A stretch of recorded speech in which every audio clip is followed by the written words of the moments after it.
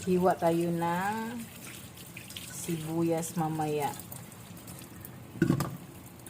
At maraming kamatis.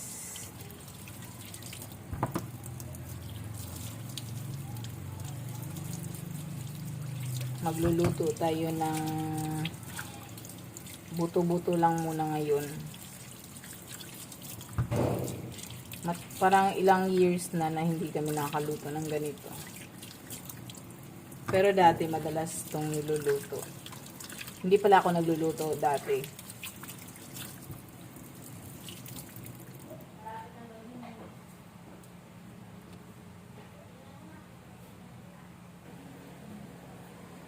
Bago tayo maghiwa ng kamatis, i-ano muna natin to. Lagyan muna natin ng i-marinate muna natin ng sandali. Wait lang.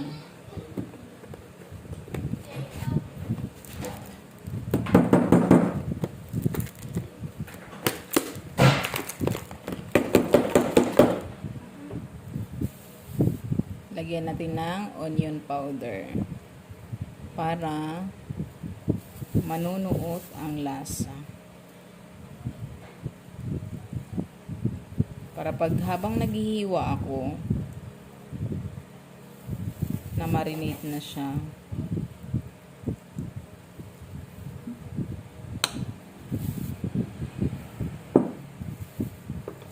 Ito pala yung gamit ko.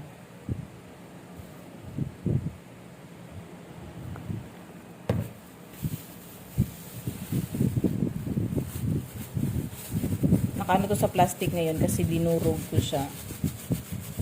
Ganito ang problema pag once na nabuksan na siya, madali siyang mamuo, pero good pa rin naman. Pero ang problema lang, yung onion lang ang merong ganun tumitigas, pero yung powder na garlic, hindi naman siya madaling tumigas. Kaya pwede nating i-ano yan.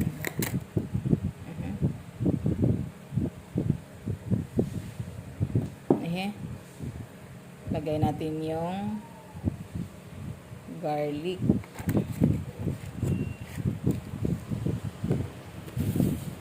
Tapos lagyan din natin ng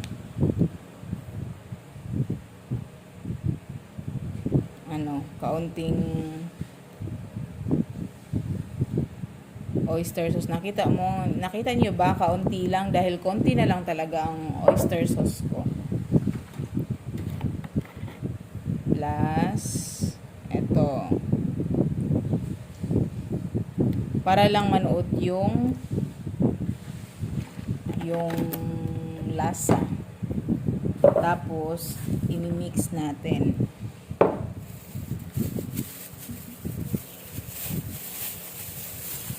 Mix natin itong plastic para kujaw, no, kasi nasa kawali na diretso na natin dito mag-marinate para pag nahiwa ko na yung mga sibuyas ay madali na siya pakuluan. Alam niyo ba, palulutuin to sa mahinang apoy lang. Ayun, lakasan mo na siya, tapos pag kumulo, hihinaan na yung apoy. Medyo frozen pa nga yung iba. Okay. Pero ma-defrost na to habang tawag nito. Habang maghihiwa tayo nitong kamatis. Hiwain tong maliit. Ayoko na gumamit ng blender para hiwain ko na lang ng pino. Hindi sobrang pino, ha. Ay mabikugan tayo dyan ng kakahiwa. Tama na yung ganyan. Ilagyan pa natin yan ng asin mamaya.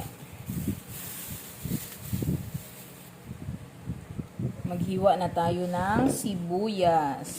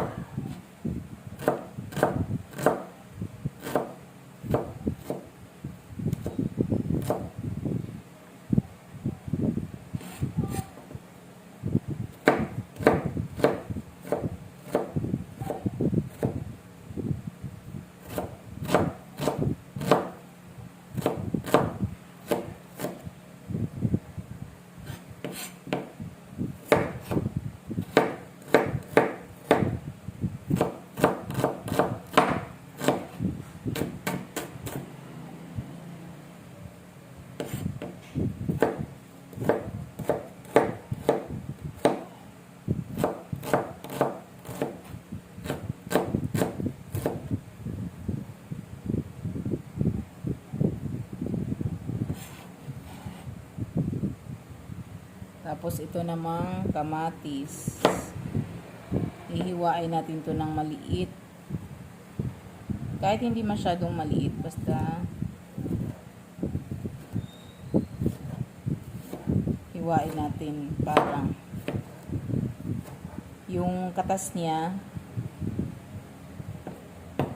ay dadami yung katas niya. Tsaka magandang gamitin pag hinog na hinog yung kamatis. Pag bumibili ako ng kamatis sa palengke, bumibili talaga ako ng mapulan na, pero matigas pa siya. Mapulang matigas. Huwag po tayong kumuha yung mag-green pa, kasi mahirap yun pahinugin. Pero pwede naman yun sa pangkilawin, ganyan, pwede yun. Pero pag pang sarsa, hindi po pwede yung green pa yung kukunin mo kasi hindi pantay ang hinog nun.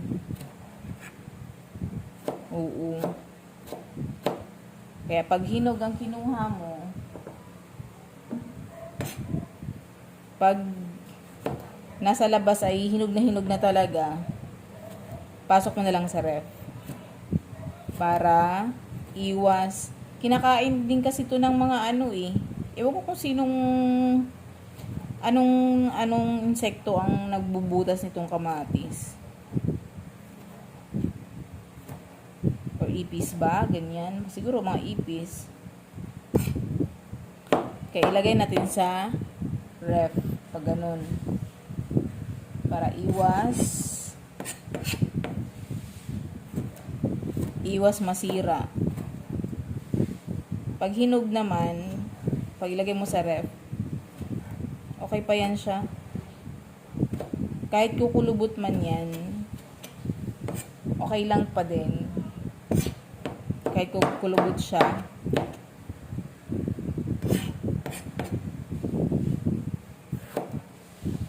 Ito nga, hindi pa masyadong mapula na siya, pero hindi pa siya totaling super lambot.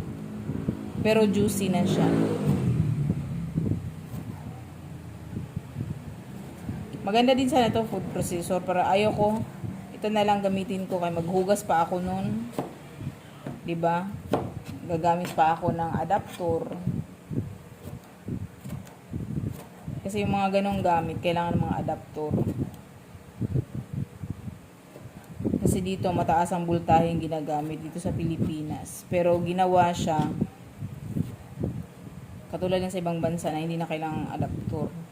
Pero hindi naman lahat siguro ng bansa. Pero mostly, kasi yung voltahe dito ay 220 yata sa mga gamit. 220 ba? Baka mali ako ha. Hindi ako sure. Tapos yung walang adapter kasi nasa 100 plus lang yata. Ayan. Kaya pag sinaksak mo yon na hindi para dun sa voltahe niya, sasabog. Masira yung gamit mo. Pati yung saksakan, masira din. Ang tawag pala na lulutuin ko ay kinamatisang buto-buto.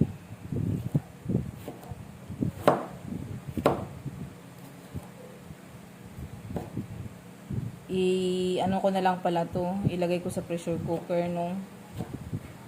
para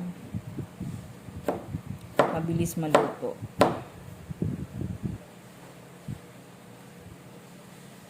Ilagay na natin.